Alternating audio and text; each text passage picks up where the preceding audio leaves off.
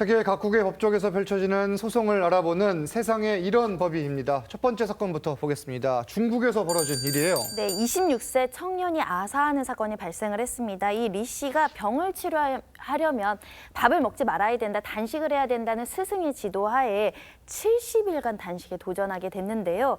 이 단식에 돌입하고 나서 이제 스승이 운영하는 회사 제품인 산천수만 먹었는데 30일째 너무 배가 아픈 겁니다. 그랬더니 스승은 생수를 끓여서 먹어라 이런 이야기만 했다라는 것이고요. 리 씨의 어머니는 평소 몸무게가 한 180 정도인 아들이 단식 36일째부터는 쓸 수도 없고요. 굉장히 힘들어했고 그런데도 불구하고 스승은 60일째는 굉장히 좋아질 것이다 이런 말만 하다가 버텼는데 결국 단식 52일째 되는 날 어머니가 미음이라도 먹어라라고 해서 끓였는데 모두 토를 했다라는 것이고요. 그러다가 54일째 끝내 사망을 했습니다. 아니 어떻게 이런 일이 벌어진 겁니까? 사망한 청년이 대학을 졸업하고도 취업을 못해서 굉장히 정서불안한 상태에 좀 있었다고 합니다. 예. 그래서 이런저런 방법으로 이렇게 치료를 찾다가 이 기치료라는 것을 접하게 됐다는 거죠. 그 치료센터라는 게 뭐 이 기를 통해서 뭐 박수를 쳐서 이게 독을 빼낸다고도 하고 기치료 대사라는 사람이 이게 약간 모자 같은 거 씌워놓고 기를 통하기 위해서 이게 치료할 수 있게 해준다.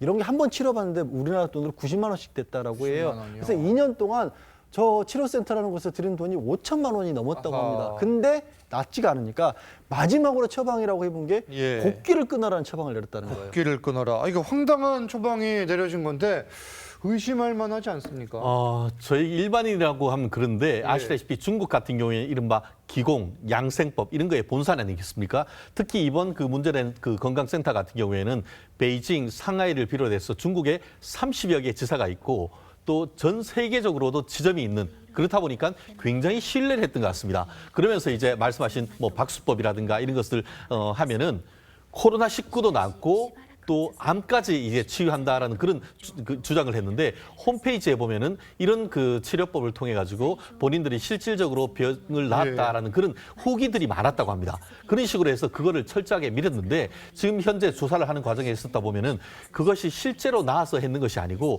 이 회사 자체에서 이렇게 글을 올린 것이다라는 얘기가 지금 나오는 것 같습니다. 지금 치료가 간절한 사람들을 대상으로 잘못된 방법을 전파한 것 같네요. 명백한 불법 의료 행위를 비전문가가 했다라고 보이고요. 심지어는 이 리 씨가 죽고 나서도 바로 화장하지 않으면 배가 터져서 폭발할 것이다 이렇게 주장을 했다고 합니다. 하지만 리 씨 어머니가 공안에 이제 신고를 했고요. 부검 절차도 진행되고 수사 절차가 진행 중이라고 하는데 수사 절차 과정 중에도 이 스승이라는 사람은 우리는 보통 단식 5일에서 7일밖에 하지 않는다.